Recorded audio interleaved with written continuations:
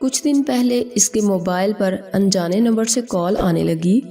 اس نے یہ سوچ کر کہ کسی دوست یا جاننے والی کی کال ہوگی، کال ریسیو کر لی، مگر دوسری طرف سے مردانہ آواز سنتے ہی رانگ نمبر کہہ کر کال منقطع کر دی۔ بس وہ دن ہے اور آج کا دن میسیجز اور کالز کا ایسا تانتا بندھا جو رکنے کا نام ہی نہ لیتا۔ کال تو اس نے کوئی ریسیو نہ کی مگر میسیجز پڑھتی رہی، نام پوچھا جاتا، فون اٹھانے پر اصرار کیا جاتا اور اس کی آواز کی خوب تعریف کی جاتی، اپنے بارے میں بتایا جاتا۔ جواب نہ دینے کے باوجود میسیجز اور کالز کا سلسلہ مستقل مزاجی سے جاری تھا۔ عفت کے لیے یہ سب نیا تھا، چھوٹی سی عمر کا ایک انجانا سا احساس تھا جسے وہ خود سمجھنے سے قاصر تھی۔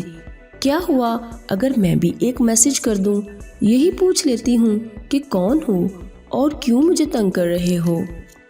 اس لمحے اس کے دماغ میں خیال آیا، رات کے 3 بج رہے تھے، کتنی ہی بار اس نے میسج لکھ کر مٹایا۔ عجیب شش و پنج کا شکار تھی، کوئی اس سے بات کرنے کے لیے بے چین تھا۔ یہ خیال اسے نہ جانے کیوں ایک انجانی سی خوشی دے رہا تھا۔ بالآخر سوچ وچار کے بعد اس نے ایک میسج ٹائپ کر لیا جس میں اس نے لکھا کہ وہ کون ہے اور رات کی اس پہر اسے کیوں تنگ کر رہا ہے۔ ہاں کوئی بات نہیں، ایک میسج ہی تو ہے اور پوچھ لینے میں قباحت ہی کیا ہے، اس نے خود کو تسلی دی۔ بٹن دبانے ہی لگی تھی کہ اچانک ایک چہرہ اس کی دماغ کی اسکرین پر ابھرا۔ میری بیٹی تو میرا مان ہے، یہ جملہ جو اس کے بابا اس کا ماتھا چومتے ہوئے اکثر دہرایا کرتے تھے، اس کے حلق میں کانٹے چبھنے لگے۔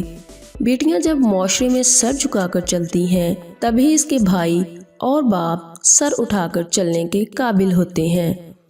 شفقت و محبت سے کہا گیا بابا کا ایک اور جملہ دل کی تار چھیڑ گیا۔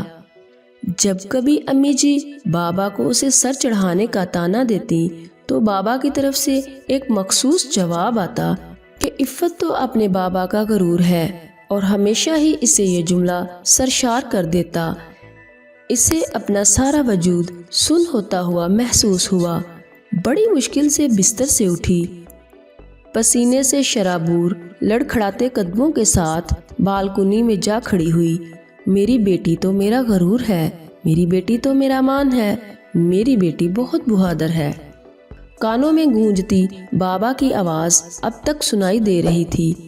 جی بابا جانی، میں کمزور نہیں ہوں، آپ کی عفت آپ کا غرور نہیں توڑے گی، انشاءاللہ آپ کا سر کبھی جھکنے نہیں دے گی، آپ کا یہ مان ہمیشہ قائم رکھے گی، آپ کی دی گئی محبت کا ناجائز فائدہ نہیں اٹھائے گی۔ وہ سرگوشی میں بولتی گئی، آنسو اس کے گالوں کو بھگو رہے تھے۔ اس نے جلدی سے اس نمبر کو بلاک کیا۔ سکون کے احساس کے ساتھ اس نے گہرا سانس لیا اور آسمان کی جانب دیکھنے لگی۔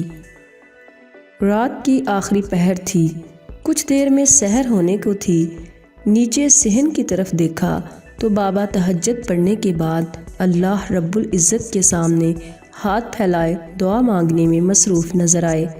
باپ اللہ سے اس کی عزت و آبروح کی دعا مانگیں اور اللہ پاک اسے گناہوں کی دلدل سے نہ بچائیں، ایسا کیسے ہو سکتا تھا؟ اسے اس لمحے اپنے بابا پر بے حد پیار آیا۔ ان کی صحت و سلامتی کی دعا کرتی وہ وضو کے لیے اٹھ کھڑی ہوئی۔ انجان نمبروں کے ذریعے پھینکا ہوا یہ شیطان کا جال ہوتا ہے جو وہ صنف نازک پر پھینکتا ہے۔